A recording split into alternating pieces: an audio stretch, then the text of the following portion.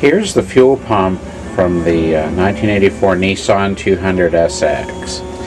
I've disassembled the fuel pump out of the fuel pump bracket here, put some penetrating oil on the 3 bolts, and then I just used a pair of vice grips here to hold on to these things here, like that, while I took the bolts off so it didn't bend them. So there's the old fuel pump.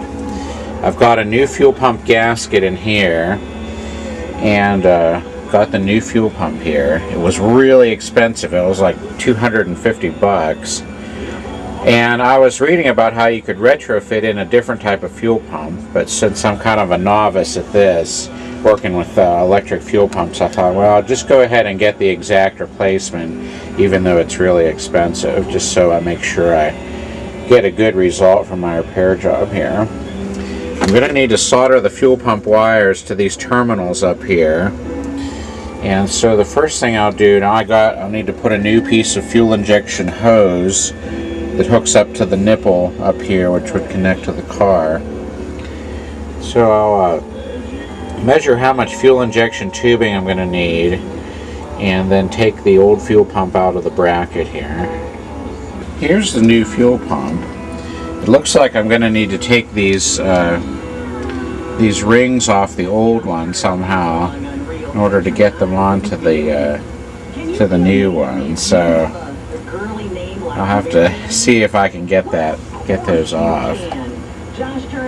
Found out that this strainer comes off the bottom of the fuel pump, so I can get the rubber rings off of it. So I have to try and get the strainer off of this one. I'm kind of afraid of damaging it because it took a little bit of force to get this off. So I just have to be real careful and try to remove that strainer from the fuel pump. Then we can get the rubber rings off.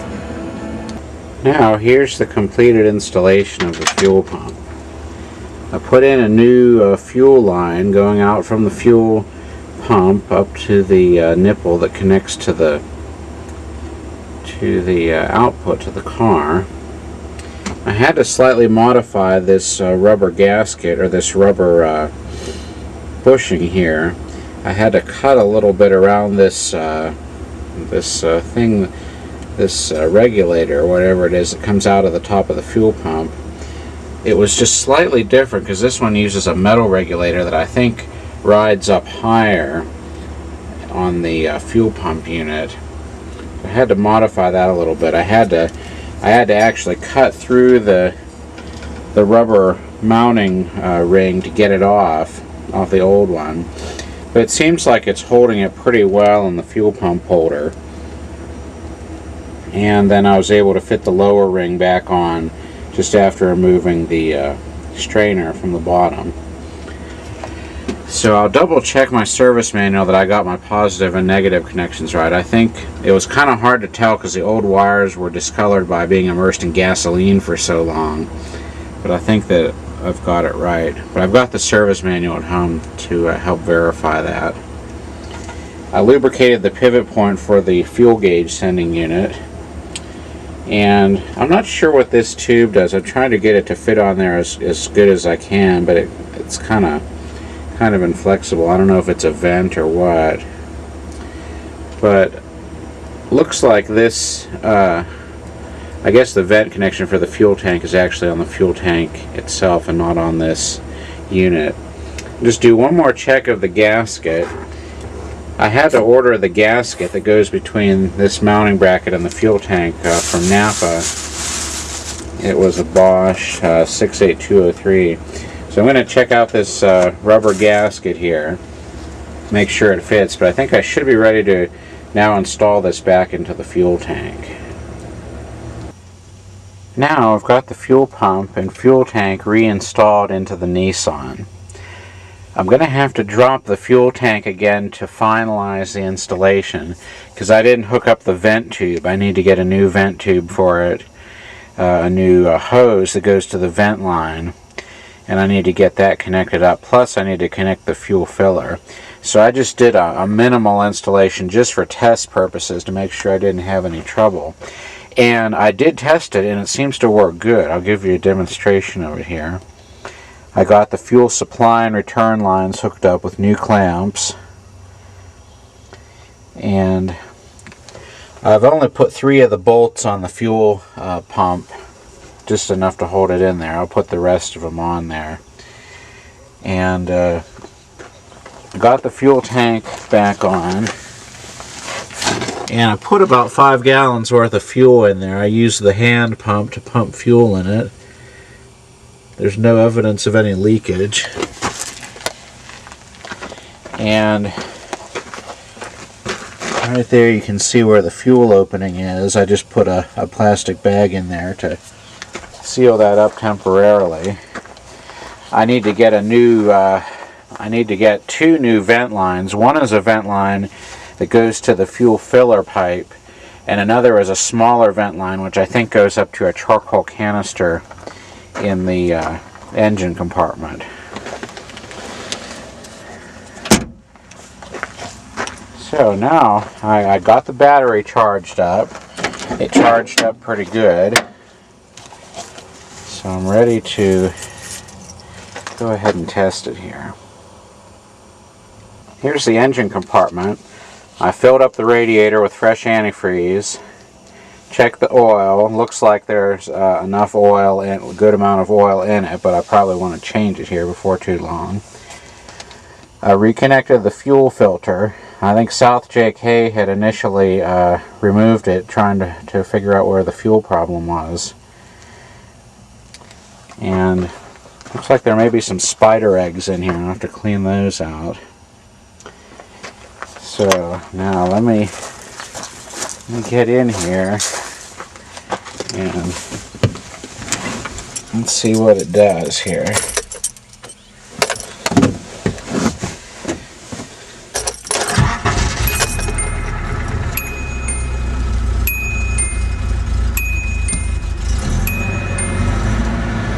It's a little bit rough starting out. May just need to put some Berryman's B12 or some fuel injector cleaner in there. Yeah, it's kind of... Let me just hold down the accelerator pedal and get it warmed up a little bit here. Once it gets warmed up for a few minutes, it'll okay. It's just a little rough on the idle from a cold start. But I've got no fuel leakage. That's as much fuel on the gauge as when I filled it up. I'm not sure. That maybe I only got like about 3 gallons worth in there, but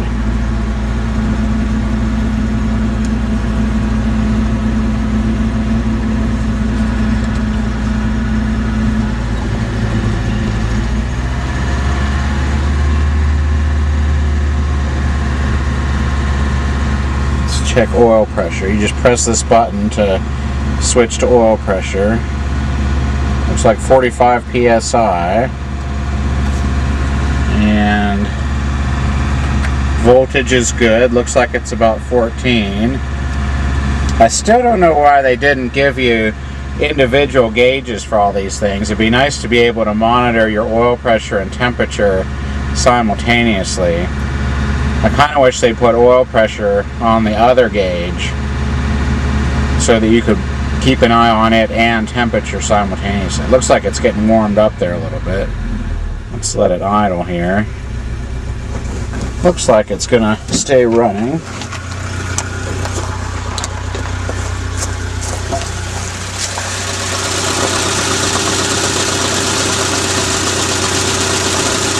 Seems like it's running pretty smoothly.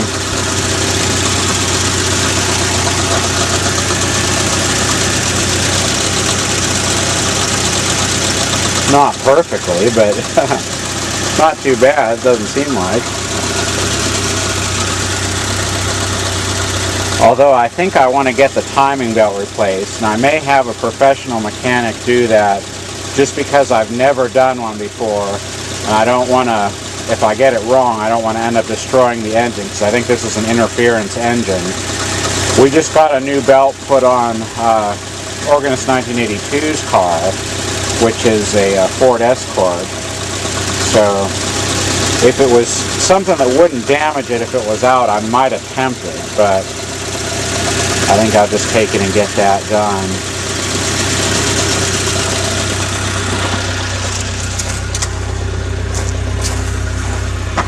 So I think I may be able to give a demonstration of driving it here if I can mount the camera. I'll just shut it off here for now. Now I'll try and give a demonstration of driving it a little bit.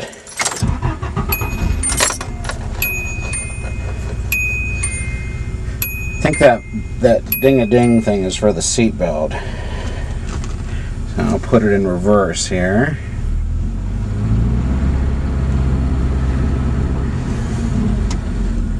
Okay. And let's see, let's go into first gear.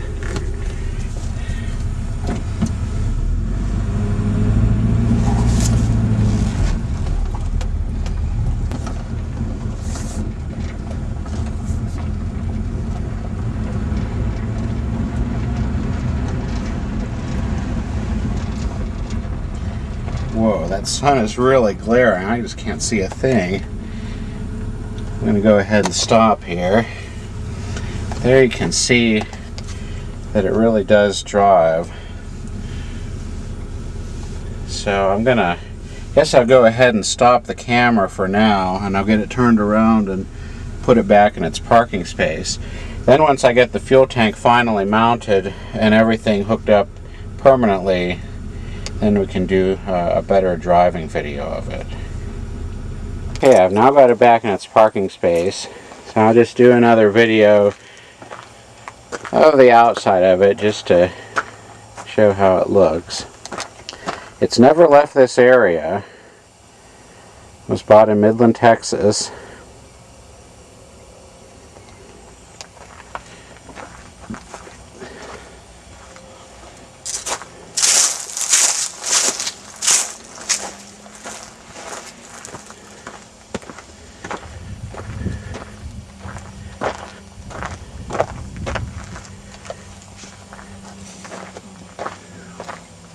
The Lincoln's been doing good too.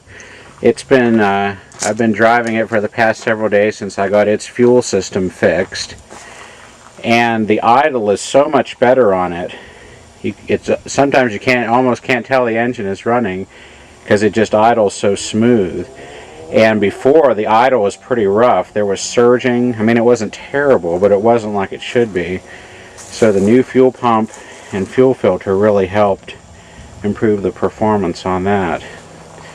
I think this Grand Marquis is going to need fuel system repair too. Of course, it's just a mechanical fuel pump, but I've been having extreme difficulty getting this car started. I've been having to use ether, spray ether into it to get it started, and once you do that, it will then run and take over and run on its own. But I have a feeling I'm not getting enough fuel into the float bowl just cranking it with the starter motor. So I think a new fuel pump may be in order for this, or it may have a problem with the fuel line coming from the fuel tank. So it's going to need some fuel repair too, but hopefully it won't be as complex as on the fuel injected vehicles. We still haven't really done much with this. This one's kind of a low priority, but we'll eventually get it running again. I pulled it back some more out of the way with the other pickup truck, but I want to get the alternator back on it. And I bought 10 quarts of new 20W50 oil for the Ford Superior bus, so it's going to get an oil change here pretty soon. It was having some noise when it heated up because I think the oil had gotten contaminated with gasoline. And then on the white Grand Marquis, I'm going to do a fuel pressure test on it because I think it's got fuel system problems as well. It will not idle really at all without holding down the accelerator. And there's the Dodge van. So I'm making progress on all these little by little, trying to get at least these two. This one will be able to be actually driven pretty soon, and I never actually got to drive it before a couple days ago, before I got the fuel pump in. The fuel system had quit working when I bought it from South JK. So it's nice to be able to drive it. It should be a fun little car to drive.